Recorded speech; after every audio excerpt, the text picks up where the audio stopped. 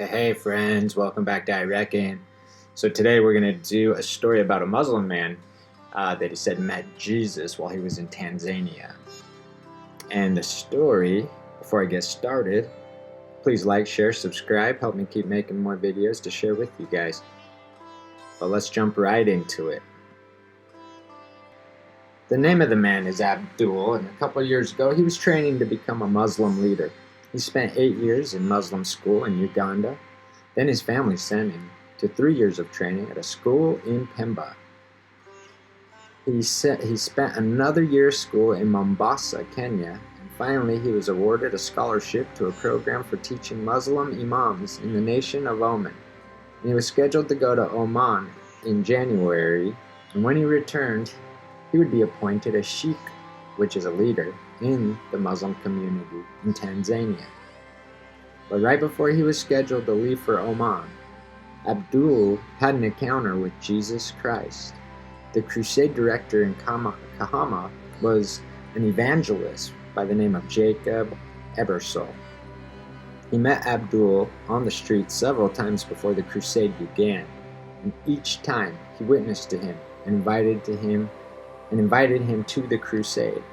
And Jacob said about a week before the crusade was going to start, I saw Abdul walking down the road with the biggest smile on his face, and he said, Jacob, I want to give my life to Jesus, but if I do, I'm going to lose my family and friends. Jacob explained to him that even if he lost his family, he would gain an army of people who love him. That day, Abdul prayed to receive Jesus. Abdul attended the crusade and saw the miracles each night. He says, when they were preaching the gospel, something happened to my life. Something happened to my heart. I didn't understand, but it was happiness. By the time the crusade was finished, Abdul was fully convinced that Jesus is the Son of God. He filled out a decision card and received a book about salvation.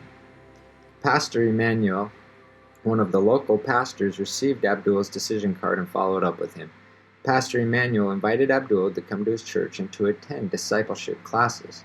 After attending discipleship classes every night for 21 days, Abdul asked to be baptized. Pastor Emmanuel baptized him and gave him a new Christian name as a symbol of his new life in Christ, and his new name is Elijah. But when the family of Abdul heard about the baptism, they became very angry. They threatened his life. They kicked him out of his home, and he lost his job working as a Muslim shopkeeper. The family tried to kidnap him and send him away to Muslim school. They even went to the police and filed a report saying he had gone crazy because they thought the only way a Muslim would become a Christian was if he had gone insane.